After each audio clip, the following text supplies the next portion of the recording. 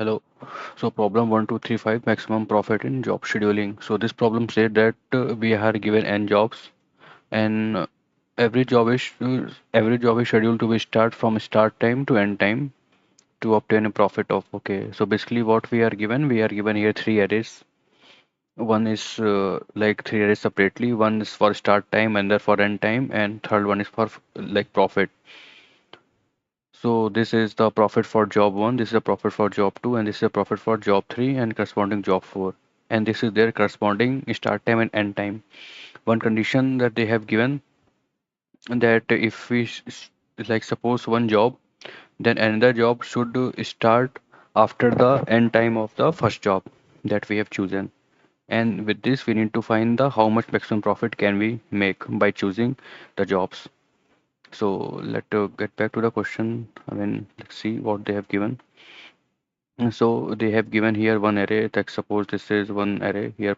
Here, this job profit is 50, 10, and under is 40 and 70.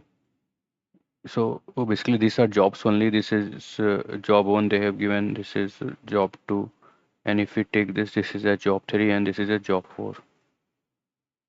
And also we have given their start time and end time. So this is the start time of this. If we take this as this is the start time, and if we see this is the end time, correspondingly end time of the job. 3 4 5 6. So this is 3 4 and 5 and 6. So we need to choose a job. Like suppose we can choose something like this. Here we can choose 150.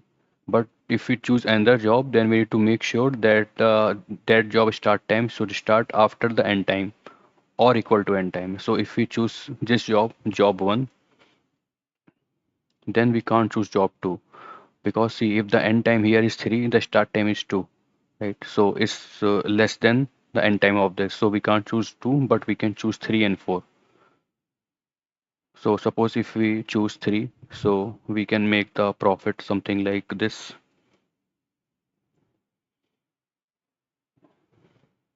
So this will be corresponding to something like 90. And if J1, we can choose this job 4 also here, because end time and start time are like already equal. So basically we have to keep in mind, if we are choosing the next job, then that job start should be greater than or equal to the end time of the previous end of prev. That we need to keep in mind. Start new. So this is one condition that we need to keep in mind, right? So now if we choose 50 here, so the next job start time is 3, so we can choose it safely. So this will be like job 4. So this will give us around 120 something.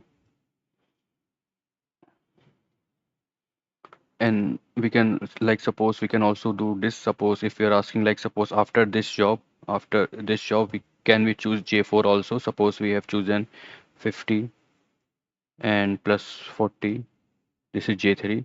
Can we choose J4? No, right? Because if we choose the end time, the start time of new job is 3 and end time is 5, which is obviously less than, so we can't choose this job. So if we see the answer here also, it will be around 120 in J4. So like this, we need to choose two jobs to make sure that the next job start time should be less than or equal to the previous job end time. So this is the whole question for this. Now suppose we again get back to the same problem. So what we can do, like here again, this problem is like again similar to finding the max subset sum. Again, like suppose we are given suppose we are given something like this 3 minus 4 5, and we need to find the max subset sum, like how much max can we make if we choose, like if we form the subset. So again, like in this type of problem, we always have two choices for each number, like whether to include that particular number or whether to not include that particular number into that max subset. So similar logic can we use here also, 50, 10, 40. So let's suppose this is given 50, 10, 40, and 70. So we can start something like this. So like suppose this is J1 and this is 1, 2, 3, 3. We will also keep the corresponding start time here, 1, 2, 3, 3, and corresponding end time also, 3, 4, 5, 6. So suppose if we draw the recursion tree for this again by taking an element and to not take that element. So yes, so if we draw the recursion tree before this, so let's suppose currently our index is at this point. This we take our index and now at every point we have an option whether to choose that element or not to choose that element. So let's suppose our index, so we will make a choice to choose that element. So sum will be 50, and if we don't take it, then it will be sum will be 0. Now our like this index will move to I plus 1. So this will be new. This will be our new index right now. Now again, we can make a choice whether to choose this element, but before making a choice to choose this element, we need to make sure that that the end time of the previous should be greater than the start time of the current index, right? So if we s- like see the end time of the previous was 3 and currently we are at this index, so it is 2, right? So we can't choose this particular job, so it will remain this only 50. And obviously like if we don't include this, then the sum will remain 50 only. Again like here if we again move further, so now our index will move here. This will be our index. So now can we have, like make a choice to choose this? We can see here the end time is 3 and the start time of this is 3, so we can make a choice because start time is greater than or equal to end time, right? So the sum will be 90, and if we skip that, then it will remain 50 only. Now suppose if we further branch this furthermore, so currently we are at this index, so if we move forward now for this, so we will now move to this index. So for this part, if we see currently we are at J3, right? Like this. So can we choose this? No, no, because if you see the end time for this and the start time for this, right? So the start time is 3 and time is 5, so we can't choose this. So it will remain this only.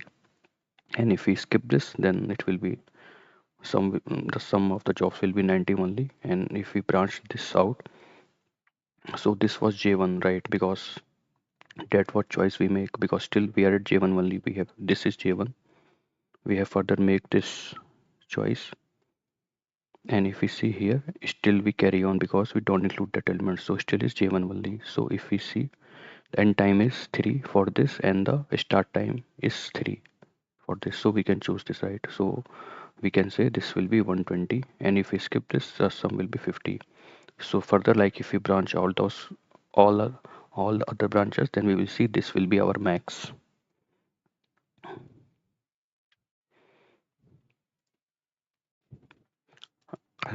Now here if we see, we need to keep track of our previous chosen index, right? Then only we can able to track what the previous end time, and so that we can compare it with the next start time that we. Now again if we look closely to this, what we are actually doing here, we are selecting one end time. See, for each index there will be one end time, right? And we are finding the start time which is greater than equal to that end time. That what we are currently doing here, right? That job only we can choose. From here we will choose the corresponding profit, because that will be the only next job. So one option is here, like if we get one end time, like suppose we have chosen one job and we got the end time for that job, then we need to search in all the start time array, right? This is our start time array. Suppose our start time is like something like 1, 2, 3 and 3, and this is our start time array, and this is our end time array.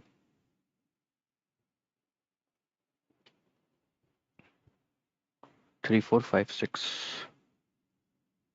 4, 5, 6. So suppose this is for, like, if you mark this as J1, J2 and J3, this is J1, this is J2 and this is J3 and this is J4. So suppose we have chosen the job J1, so the end time will be 3. Now we need to search the next job, that is, for that the start time will be greater than or equal to N3, right? So one way is that we can take our like end time as 3 and we can end time as 3 and we can search it all in this array, start time array. So the vast complexity would be like O to the power On, not O to the power n, but O of n, right? Can we do it something much better from here? Since it's a searching operation, so like when we search something, then like immediately we can like think of something like binary search here. And what we are actually doing, we are just finding something start time, one start time that is greater than or equal to the end time, right? So let's suppose this is our target that we are looking for, and this is some mid index. Isn't this equal to the lower bound that we can look for? That is what this lower bound is, right? Lower bound is basically we need to like we will like return one mid which is greater than or equal to the target. So with the help of lower bound, we can fast like we can easily find the next start time, and for that we need to sort the start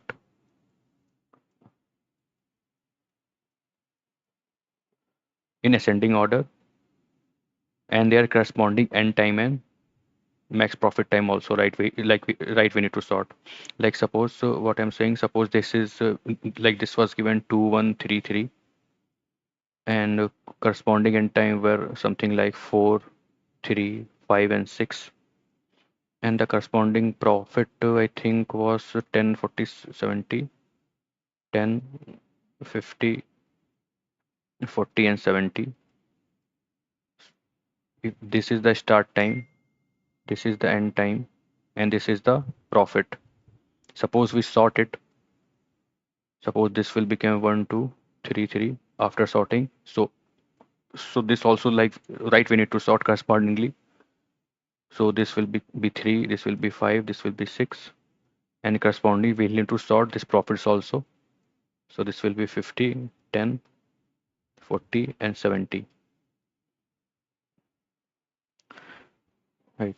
So this is the main concept of this question. We just make choices, and our choices is based on some constraint that start time should be greater than the end time. And after that, as we know, we can just find the max of our both the choices that we take and not take choices that we have included.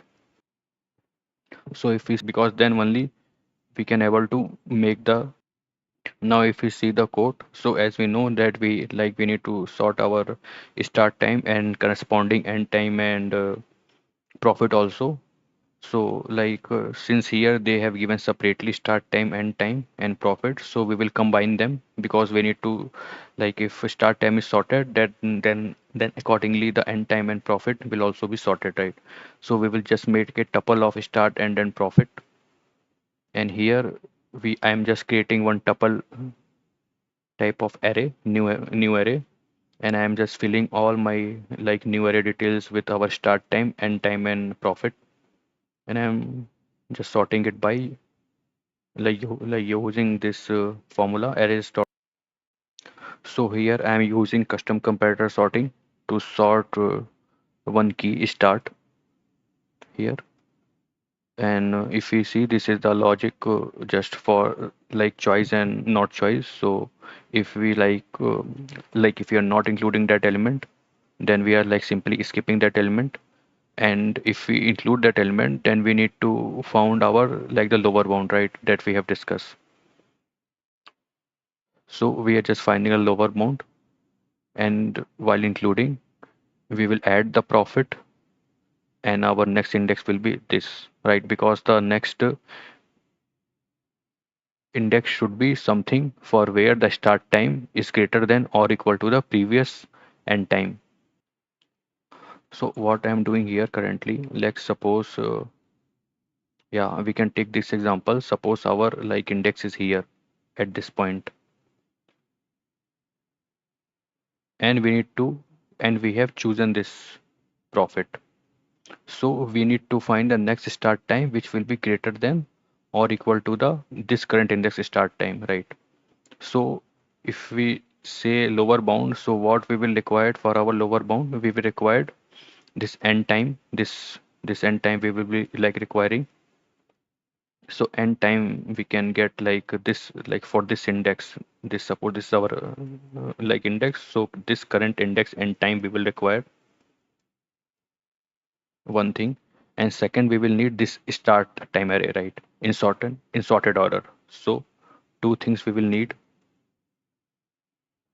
start time array. This array we will be needed.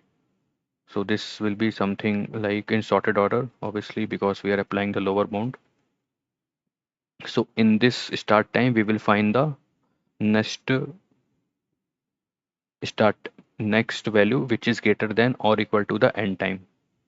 So if we see here, our start time is 3. The next value which is greater than or equal to 3 is 3, right? So this 3 only. So we will return the index of this only. So this index will be 0, 1, 2. So this will be like written as a mid from our lower bound, because this is the only valid job that we can choose if we have chosen this J1 job. So that is what this lower bound is doing. And if we will do after that, we will simply like calculate the current profit, what we are getting from the current index, and this recursion will bring us the profit of the from our next index. And after that, we will just find the maximum of both not include and include, and we will store it like in our DP, so that we did not need to calculate it again and again for the rest of our paths. So this is the code for the lower bound, simple binary search that we have used, and this is simple like finding the max sum of subset and subset sum just by taking and not taking choices. The last job